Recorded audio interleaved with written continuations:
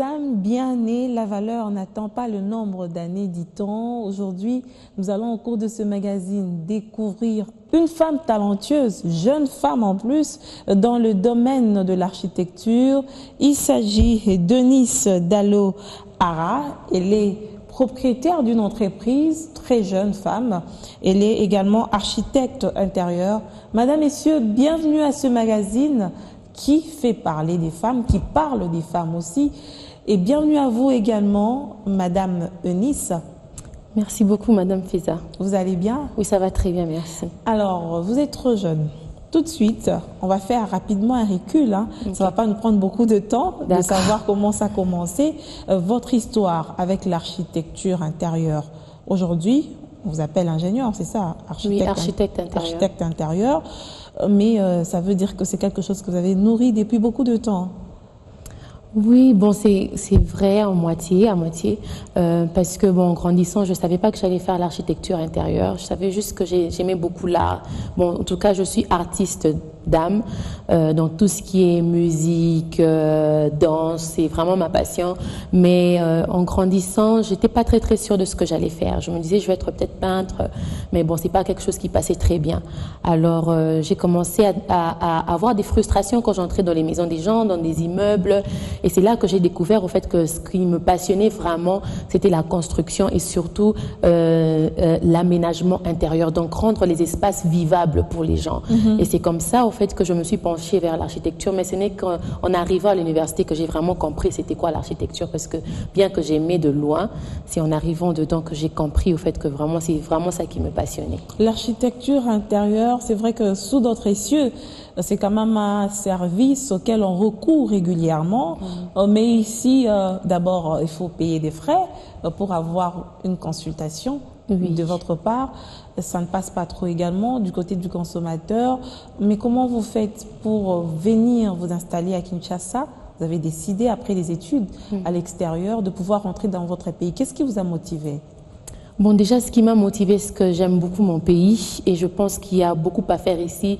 Je me suis toujours dit, je vais étudier et puis je reviens pour bâtir le pays. Bon, c'est vrai, en finissant l'université, on commence à se poser la question, est-ce qu'on va rentrer ou pas? Est-ce qu'on va rentrer ou pas? Mais finalement, je me dis, il faut que je rentre pour investir. Le moment, c'est maintenant, ce ne sera pas demain. Alors, je rentre, sachant que, exactement comme vous l'avez dit, que ce domaine n'est pas très exploité ici, n'est pas très bien accueilli ici, mais je me dis, je vais me lancer quand même. Mais tout en me disant que je vais peut-être faire 5 ans travaillant pour quelqu'un et puis après, je vais me lancer dans ma propre entreprise. Et comment ça a basculé directement dans votre propre entreprise? Vous travaillez pour des gens? Je suis rentrée, je voulais faire d'abord un stage professionnel, commencer à travailler pour quelqu'un, comme je l'ai dit, pendant 5 ans. Et bon, j'avais déjà les interviews calées depuis là-bas. Alors en rentrant, j'ai fait ces interviews, mais bon, après chaque interview, je me rendais compte que c'était pas ça. C'est pas ça. C'est vraiment pas ce que je veux. Mais j'ai quand même fait 3 mois de stage dans une entreprise de la place. Bon, c'était un cabinet d'architectes. J'étais la seule femme déjà, et puis j'étais la seule architecte d'intérieur. Donc ils étaient tous des architectes. J'étais la seule architecte d'intérieur. Mais même mon patron, il a remarqué que cette fille, il faut la laisser partir. Alors, il me disait, mais tu commences quand, en fait? J'ai dit, mais ça fait que 3 mois que je suis ici, j'ai encore besoin d'apprendre. Il me disait, non, je pense que tu es prête maintenant pour te lancer. Alors, après, avec la motivation de plusieurs personnes et cette passion qui grandissait en moi, je me suis dit, OK, après 4 mois seulement, étant ici, en rentrant à Kinshasa, je me lance. Là, maintenant, il fallait faire avaler la pilule aux parents. Et aussi, il fallait avoir des moyens pour se lancer. C'est ça la question que j'allais poser. D'où est venu ces moyens mis à la disposition de la création d'une entreprise? Vous n'avez pas encore travaillé suffisamment, 3 mois seulement d'expérience. Oui. Certainement qu'il y a de l'appui des gens. Oui, il y a de l'appui, mais il y avait aussi mes propres fonds. Parce que ce qui se passait, c'est qu'en faisant 4 ans d'université, je me privais aussi de beaucoup de choses pour pouvoir bâtir comme une petite caisse. Ne sachant pas exactement ce que je voulais faire avec, je me disais, bon, peut-être ça peut me servir pour mon mariage, ça peut me servir plus tard pour acheter une voiture. Comme toute une femme qui rêve d'être mariée, d'avoir un mariage de rêve, évidemment. Exactement. Alors, je me disais, je crée quand même ma petite caisse. Dès ma première année à l'université, j'ai commencé à créer cette petite caisse. Et tu vois, te prise $10, $20, $50. Après 4 ans, bon, ça fait ça, tu as quand même quelque chose. Alors, quand je voulais lancer mon entreprise, je me disais, je ne peux pas aller me présenter chez papa pour lui présenter un plan, un business plan, sans pour autant avoir mes propres fonds. Ça, c'était moi-même. Pour qu'il me prenne au sérieux, je pensais avoir quelque chose de côté. Alors je me suis dit, bon, j'ai ma caisse là, pourquoi ne pas toucher à ça, pouvoir créer ma propre entreprise. Et bien sûr, quand je suis allée lui présenter et mon plan et l'argent que j'avais de côté, ça l'a motivé aussi pour donner. Ça a motivé plusieurs autres personnes pour contribuer parce que j'avais déjà mes économies de côté. Alors, c'est vrai que beaucoup de gens ont beaucoup d'idées en tête, mais ils ne savent pas comment les agencer, comment les matérialiser. Eunice, vous êtes quand même un exemple de réussite pour la jeunesse féminine, surtout. Qu'est-ce qui vous a fait aujourd'hui? Qu'est-ce qui a fait que vous puissiez réaliser votre rêve, tant soit peu ces rêves-là, parce que ce n'est pas toutes vos ambitions qui se réalisent au même moment, mais c'est quand même un pas de plus. C'est quoi votre secret? Je pense que c'est peut-être la passion que j'ai à l'intérieur de moi. Ce qui me pousse à me réveiller chaque matin, à vouloir mieux, c'est vraiment la passion de voir mon pays aller de l'avant et la passion de voir les jeunes femmes et la génération d'aujourd'hui réussir. Je pense que c'est vraiment ça qui me passionne. Je pense que j'évite souvent de me placer des limites. C'est peut-être quelque chose aussi qui énerve certaines personnes, mais vraiment, j'aime pas me limiter. Et je pense que c'est ce qui me motive et c'est ce qui me pousse à aller au bout de mes rêves. Eunice, à quel âge? Ouf, c'est une question très intéressante. Embarrassante à même moment. Oui, parce que bon, certaines personnes me donnent beaucoup plus que l'âge que j'ai. Okay. Mais bon, j'ai 23 ans et demi. 23 ans et demi, oui. Vous vous lancez dans l'entrepreneuriat. C'est quand même pas mince à faire. Vu votre âge, vu que vous soyez femme, comment vous lancez dans ce domaine? Est-ce qu'il y a des difficultés que vous rencontrez parce que vous êtes jeune et vous êtes femme? Bien sûr, bien sûr. C'est même les plus grandes difficultés que je rencontre, le fait que je suis jeune et le fait que je suis une femme. J'imagine, hein, parce qu'aujourd'hui, il y a cette question d'expérience. Quelqu'un qui vous donne un grand marché, il va vous dire, vous avez travaillé où, madame? Exactement. Déjà, quand je parle aux gens au téléphone, les gens me font confiance, parce qu'avec la voix, on ne sait pas très bien savoir quel âge on a. Mais dès que tu te présentes, la première réaction, c'est « Oh mon Dieu, elle est jeune !» Et là, déjà, au départ, c'était vraiment un blocage, parce que je me disais « Seigneur, il me trouve trop jeune, comment je vais faire ?» Mais après, je me suis dit, si je dois tout le temps me limiter parce que je suis jeune, et si je dois tout le temps me limiter parce que je suis une femme, je n'accomplirai rien. Alors, ce que je fais, ce que je mets, mes qualités et ce qui est à l'intérieur de moi au devant. Je sais que j'ai quelque chose à offrir et je sais que ce que j'offre est de très bonne qualité. Alors, c'est ce que je mets en avant. Vous êtes trop sûre de vous, apparemment? Trop sûre de moi. Est-ce un atout ou à un certain moment, ça devient un défaut? Oui, c'est vrai. Ça devient un défaut, mais je pense que si je ne me valide pas moi-même, personne ne va me valider. Ok. Donc, c'est pas que je pense que je suis supérieure aux autres, mais je pense que j'ai quelque chose à offrir. Donc, pourquoi ne pas mettre ça au devant? On va faire une petite comparaison avec la jeunesse féminine d'aujourd'hui.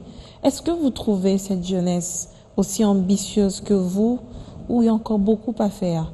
En dépit des sensibilisations, en dépit de toutes ces femmes qui essayent d'étirer les jeunes filles vers l'excellence, la perfection, des femmes ambitieuses. Mais est-ce que c'est le cas? Parce que vous venez fraîchement de ce monde-là, de la jeunesse.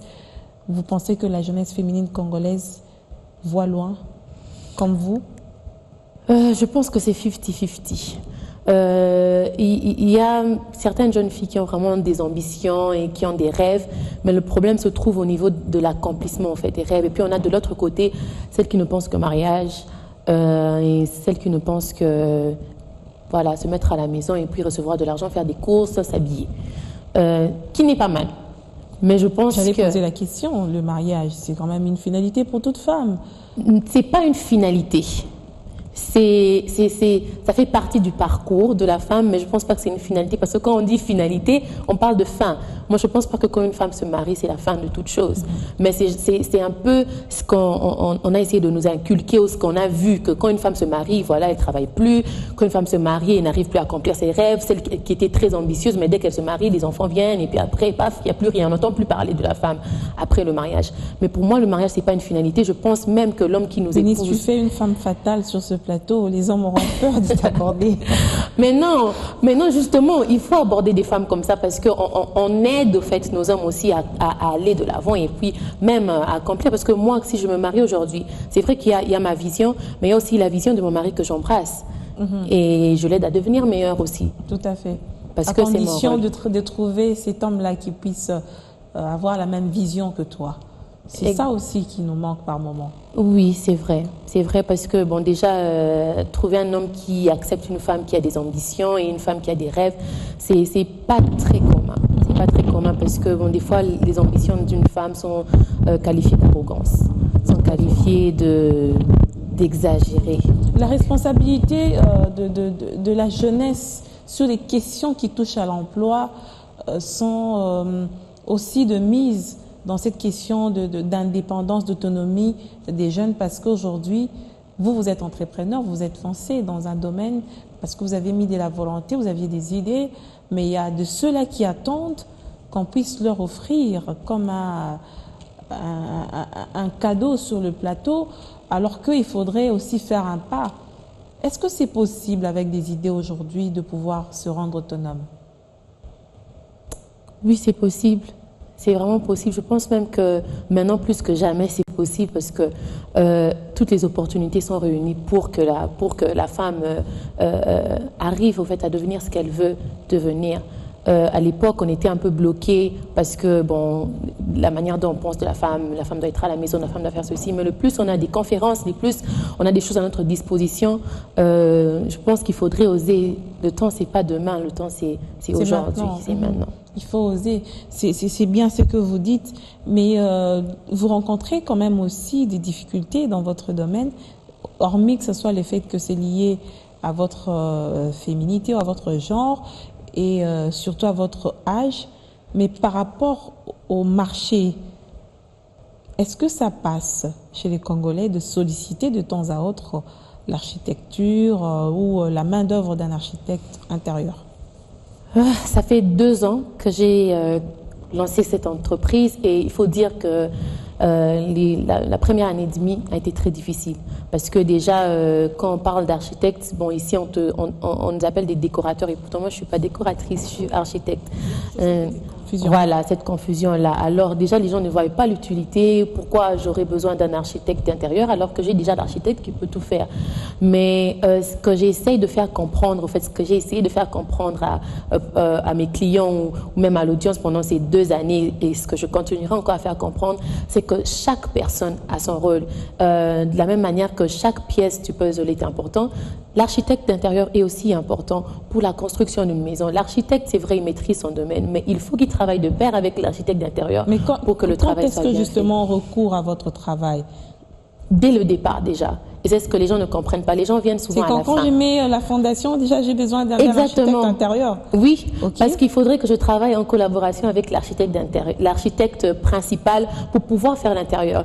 Ce que j'aime bien définir au fait avec mes clients, c'est que l'architecte lui conçoit la coquille. Et moi, je viens faire tout ce qu'il y a au-dedans. Et il ne peut pas concevoir une bonne coquille s'il ne sait pas ce qu'il y a à l'intérieur. Alors, il faudrait qu'on travaille déjà de pair dès le départ pour pouvoir faire un travail merveilleux. C'est pourquoi nous remarquons que dans nos travaux de finition, il y a des lacunes. C'est pas très bien fini. Pourquoi? Parce que l'architecte se lance et puis quand on vient appeler l'architecte d'intérieur, il n'y a plus moyen de faire marche arrière. Et pourtant, le travail d'architecte commence déjà à la base, déjà à la fondation. Mais quand même, ça coûte cher, non? C'est quand même un coût de plus qu'il faut engager. Ça ne coûte pas aussi cher. C'est vrai que ça fait peur quand on dit architecte d'intérieur, il faut encore associer quelqu'un d'autre au travail, mais ça ne coûte pas aussi cher que l'on pense. Et même, je répète souvent à mes clients que nous, on travaille avec votre budget. Je ne vais pas venir vous imposer un budget. Je travaille avec ce que vous avez et avec ce que vous avez, je suis capable de vous offrir un travail de qualité. Vous commencez alors dès les débuts, jusqu'à quel moment? Jusqu'à la fin. Et même quand la maison est finie, on fait toujours un travail de suivi, peut-être pour les 3 premiers mois.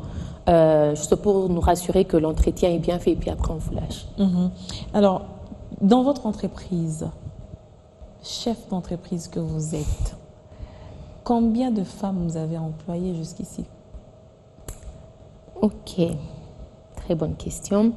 Jusque-là, 4. Sur combien d'hommes? Sur 9 hommes. Quel déséquilibre. Oui. Pourquoi? Parce que ce sont les hommes qui viennent. Heureusement que vous répondez de vous-même, parce que j'allais commencer. Pourquoi ce déséquilibre? Parce que les femmes ne viennent pas. Déjà au départ, quand j'ai lancé l'offre d'emploi, c'était que des hommes qui répondaient. Au départ, j'étais la seule femme. Il n'y avait que des hommes, mais après j'ai dû aller moi-même chercher des femmes parce qu'elles ne venaient pas. Je ne sais pas, je dirais peut-être qu'elles ont peur ou elles ne sont pas intéressées, je ne sais pas dire exactement, mais c'est moi qui ai dû faire l'effort d'aller vers des femmes et elles ne sont pas venues d'elles-mêmes. Qu'est-ce que vous reprochez justement à la femme congolaise ou à la jeunesse dans ce secteur d'entrepreneuriat? Est-ce qu'elles ne sont pas motivées ou elles rencontrent des obstacles qui les affaiblissent? Qu'est-ce qu'il y a? Ou c'est elles-mêmes? Je pense que le problème, c'est elles. Les ambitions, bon, je parle avec beaucoup de jeunes femmes, mais tu sens qu'il y a de l'ambition, il y a des rêves. Mais c'est le go, en fait, le punch qui manque. Je sais pas, j'ai l'impression qu'elles ont des rêves, elles écrivent dans un cahier, puis ça reste là. Elles sont trop passives. Personne ne veut vraiment prendre ce cahier-là et se dire « Ok, maintenant je me lance ». Tout le monde attend que l'aide vienne de quelque part et puis l'aide ne vient jamais. Est-ce que vous partagez aussi vos expériences avec ceux qui sont dans le même domaine que vous, les étudiantes par exemple? Oui, très souvent, je vais motiver les jeunes femmes, inspirer. J'aime bien ça, j'aime bien parler, j'aime bien parler avec les jeunes femmes, leur motiver, non seulement dans le domaine dans lequel je suis, mais vraiment dans tous les domaines. Parce que je pense que des fois, elles ont besoin d'entendre quelqu'un qui est peut-être passé par le même chemin qu'elle, ou bien peut-être quelqu'un qui a le même âge, qui est jeune comme elle, pour pouvoir les motiver aussi. Parce que c'est bien des fois d'entendre une maman de 50 ans dire j'ai réussi et tout. Mais quand tu vois quelqu'un qui est de la même génération que toi et qui essaye, ça motive toujours. Ça motive toujours. J'aimerais faire un petit recul avec vous. Petit enfant, vous aviez des rêves qui se réalisent aujourd'hui.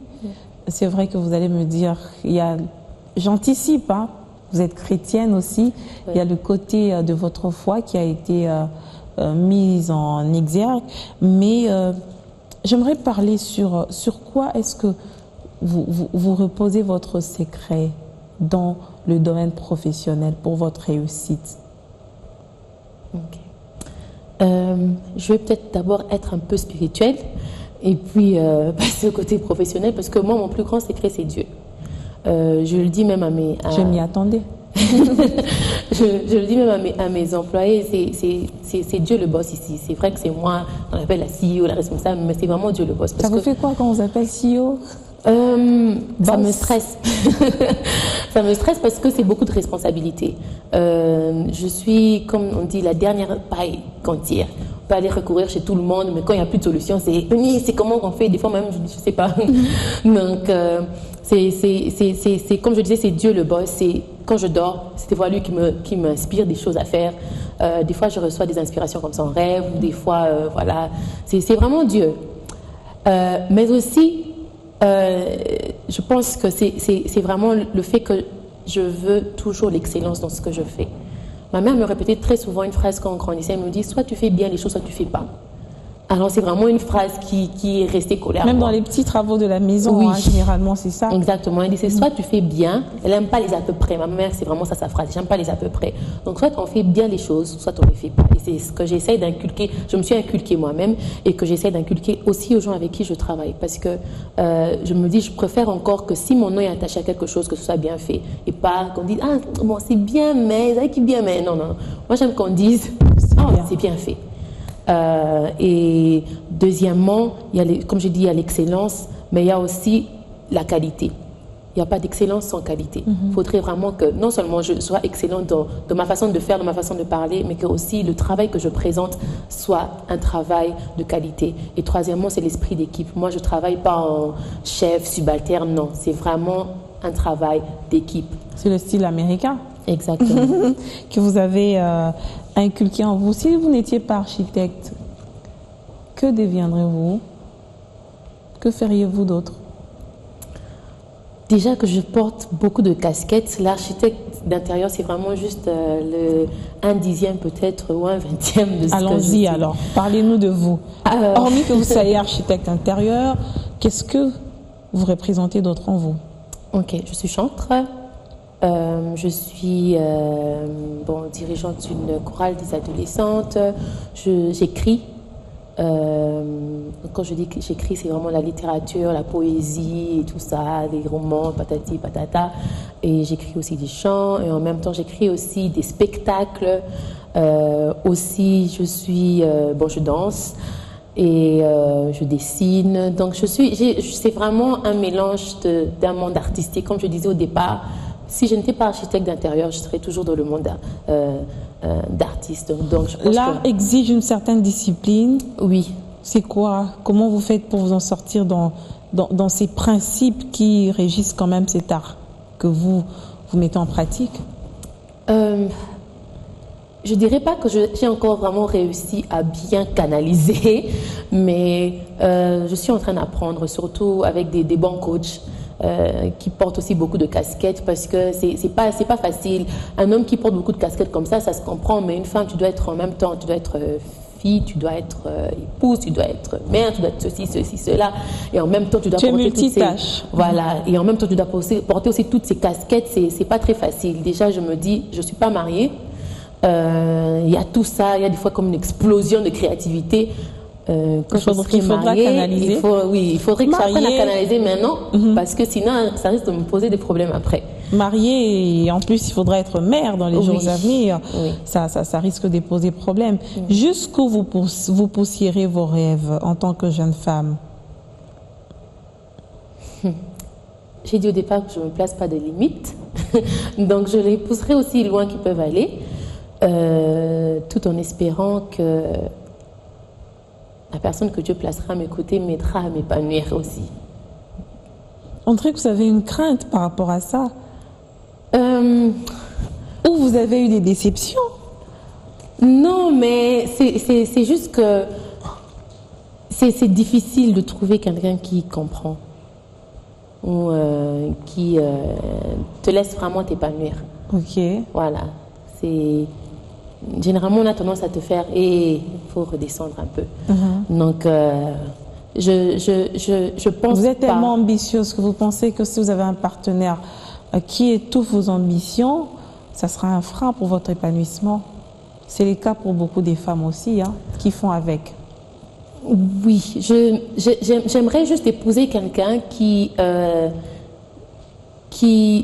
acceptera mes ambitions. Et qui me permettra aussi, parce que moi j'aimerais bien embrasser ses ambitions aussi, oui. Donc qui me permettra de m'épanouir non seulement dans sa vision, mais de m'épanouir dans ce que je suis aussi. Voilà. Vous avez, c'est quand même une panoplie d'art en vous, artiste, créatrice, designer, écrivain, vous avez beaucoup de casquettes en vous. Alors s'il fallait choisir, ne fût-ce que un seul domaine dans lequel vous resteriez concentré, que diriez-vous? Que serait votre choix? C'est très difficile parce que j'ai l'impression que si je devrais choisir juste un domaine, la définition même de moi va mourir.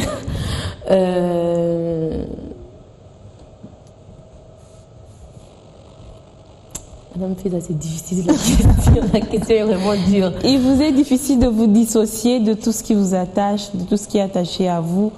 Mais à un certain moment, il y aura un choix à faire. Vous n'aurez plus tout faire?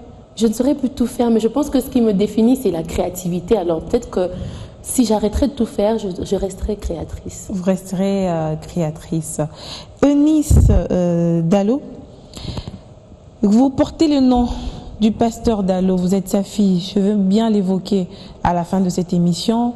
Est-ce que c'est toujours facile d'être fille d'un pasteur d'une grande renommée comme votre papa?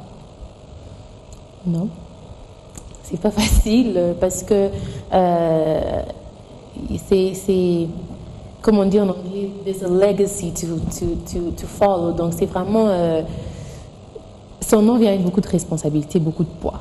Et des fois, vraiment, tu sens le poids qu'il faut relever le niveau. En fait, il y a déjà une barre qu'il a placée. Alors, il faut faire soit plus ou soit être là où il a placé la barre. Mais donc, le fait que vous portez aussi son nom vous facilite beaucoup de choses, non? Pas toujours. C'est bizarre. C'est parce que vous rendez ça bizarre. Vous ne profitez pas de son nom. Vous voulez tout faire de vous. Vous voulez que je profite de son nom? Il arrive, hein. Il arrive qu'à un certain moment on est coincé. Et puis, je suis la fille du pasteur Dallo. Il vous est quand même arrivé de pouvoir frapper à certaines portes en son nom? Non. Je fais vraiment un effort de me bâtir mon empire. Mais c'est vrai, je ne peux pas me dissocier de mon nom. J'aime beaucoup mon nom, en tout cas. Pour rien au monde, j'aimerais être la fille de quelqu'un d'autre. Mais en même temps, c'est vrai, bon, certaines personnes entendent « Ah, Eunice Dallo, c'est la fille du pasteur Dallo, ça vous ouvre. » Mais jamais je ne me présente comme... C'est qui votre modèle? C'est lui. C'est lui d'abord. Et puis il y a ma maman aussi, qui est un très grand modèle pour moi. Il y a aussi le pasteur Atoms Mbouma. Je sentais que quand vous parlez de coach, il s'agissait de lui. C'est aussi lui votre coach? C'est lui, exactement. Vous avez quelques tics de pasteur Atoms, c'est bien. Il a bien réussi à faire son travail. Mais j'aimerais quand même, quelle est l'image que vous voulez ou que vous faites de la fille, de la jeune fille congolaise dans les jours à venir? Comment vous la voyez? Comment vous entrevoyez l'avenir de la jeune femme congolaise? Je vois une jeune femme congolaise forte, épanouie et qui contribue au fait à la société, mais aussi qui reste équilibrée. Parce que je pense que c'est ça vraiment le plus grand défi. Les rêves, c'est bien, bâtir quelque chose, c'est bien, mais rester équilibré et ne pas perdre l'essence même d'être femme, c'est ça le plus important. Si aujourd'hui on peut parler de vous, c'est parce que vous avez été sur les bancs de l'école, vous avez bénéficié d'une certaine scolarité jusqu'à l'université. C'est quand même bien pour une femme d'étudier, n'est-ce pas? Quelle est la place de l'éducation dans la vie d'une femme selon vous? Je pense que l'éducation, c'est tout, parce que l'éducation nous ouvre les horizons et puis débloque un peu certaines choses dans notre intellect. C'est vrai que bon, ceux qui ont fait l'école buissonnière aussi ont des connaissances, mais l'éducation est très importante parce qu'on ne voit plus le monde que de nos propres yeux. On arrive à voir au fait vraiment le monde dans toute son entièreté. Je pense que c'est vraiment ça l'élément clé dans l'éducation. On ne voit plus les choses que limitées par nos propres yeux, mais on arrive à voir avec les yeux du monde entier. Il y a quand même aujourd'hui ces phénomènes des filles mères à travers la RDC qui aujourd'hui se sentent lésées pour avoir peut-être eu un enfant avant le mariage. Et hormis cela, il y a des questions des moyens qui viennent s'ajouter à cette barrière. Comment faire lorsqu'on se retrouve dans des cas pareils où on se dit je suis femme, mais là j'ai tout gâché, est-ce que j'ai encore de l'avenir devant moi? Bon, vous n'avez pas cette expérience-là, mais vous avez quand même remonté le moral de certaines femmes. Je ne pense pas que devenir fille-mère, c'est un gâchis. C'est pas une fatalité. Non, c'est pas une fatalité. Je le dis souvent, je dis même à 60 ans, on a encore le temps de bâtir quelque chose et de faire ce pour quoi on a été créé. Pour moi, je préfère encore quelqu'un qui a fait peut-être, qui a passé 65 ans, peut-être n'a pas compris pourquoi il existait et puis est passé à côté. Mais à 65 ans, il réalise, voilà, je suis passé à côté.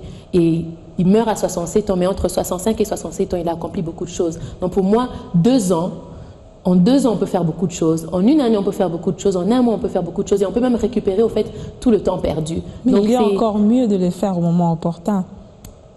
Si, mais je pense qu'il n'est jamais trop tard, vraiment. C'est vrai, peut-être qu'on n'arrivera peut-être pas à atteindre le maximum de ce qu'on aurait pu atteindre, mais il n'est jamais trop tard. Il n'est jamais trop tard pour bien faire les choses. Qu'est-ce qui manque à la jeune fille congolaise, selon vous? Les objectifs. Et aussi la motivation. La motivation, objectif nous manque, motivation aussi. Mais on nous reproche aussi par moments C'est ça, quand on parle d'objectif, justement, de ne pas prendre certaines choses au sérieux. Par exemple, quand on va au cours, ce sont les hommes qui se mettent à revoir leurs notes à l'université. Certaines femmes sont parties en balade. C'est quand même une certaine légèreté. Il ne faudrait pas après attendre que l'on puisse vous prendre sur base de votre beauté. Il faudrait que la méritocratie soit mise en avant, n'est-ce pas? Oui. Tout commence aussi par le sérieux qu'on met dans la préparation. Les études, c'est une phase préparatoire. Oui. Comme je l'ai dit, vraiment les objectifs, parce qu'aller au cours, c'est bien, mais qu'est-ce qu'on fait quand on est au cours? Qu'est-ce qu'on fait quand on est à l'université? Est-ce qu'on prend des notes? Est-ce qu'on est vraiment concentré? Bon, il y en a certaines, elles vont juste au cours, c'est pour faire plaisir. Hein, et puis, elle est à l'université, mais elle n'est même pas au cours. Donc, c'est quoi? Qu'est-ce qui nous motive? Quels sont nos objectifs? On doit pouvoir en fait se fixer des objectifs et des objectifs, les atteindre. Donc, c'est vraiment ça. Je pense que la jeune femme congolaise, elle se perd un peu dans le vent de tous les jours. Donc, dès que chaque fois qu'il y a quelque chose qui sort, on est là, on est balancé par le vent. On est emporté. Voilà. Quel est votre regard sur la parité? Très bonne question.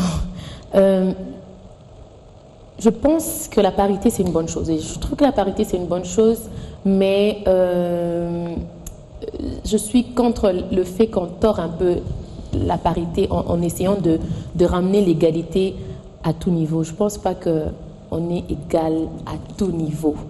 Je pense que l'homme a son rôle et la femme aussi a son rôle. C'est vrai qu'au niveau professionnel, l'homme et la femme doivent pouvoir avoir les mêmes opportunités, mais je ne pense pas qu'on doit ramener ça dans tous les autres domaines de la vie. Ok. Ça veut dire que le combat que la femme mène aujourd'hui pour pouvoir avoir les mêmes chances que l'homme est un combat assez légitime, n'est-ce pas? Oui, dans le domaine professionnel. Oui. Dans le domaine professionnel. Mais est-ce que la femme a compris, selon votre lecture sur ce concept des parités, est-ce que la femme a compris tel que nous les comprenons aujourd'hui? Non, je ne pense pas que la femme a compris parce que même déjà quand on entend parler les jeunes femmes de la parité, c'est vraiment un extrémisme, mais extrême, quoi. Excusez-moi la tautologie, mais c'est vraiment extrême. Le mouvement féminisme avait commencé avec avec des très bons objectifs, de pouvoir permettre à la femme de s'épanouir, de donner ses idées, de faire ceci et cela. Mais il y a toujours une dose d'exagération. Voilà, après. on a emmené ça à un autre niveau, on a exagéré parce qu'on ramène la parité même au niveau du foyer, ramène la parité même là où la parité n'a pas besoin d'être. Donc je pense qu'on est en train de sortir un peu de l'idée principale, l'idée première que ces femmes au tout début avaient commencé avec le mouvement féminisme et la parité. Alors on a fini cette émission, à moins que vous n'ayez un mot à dire à tous ces téléspectateurs qui nous suivent et surtout aux téléspectatrices et spécialement aux jeunes filles qui ont eu une attention particulière pour vous écouter, Eunice Dallo. En tout cas, Madame Fedassi, je devrais dire quelque chose à la jeune femme d'aujourd'hui, c'est que elle a été créée pour un but, elle a son rôle dans la société, il faudrait vraiment qu'elle joue son rôle au maximum. La femme n'est pas une décoration, la femme a son utilité et il faudrait vraiment que l'on prenne conscience de cela.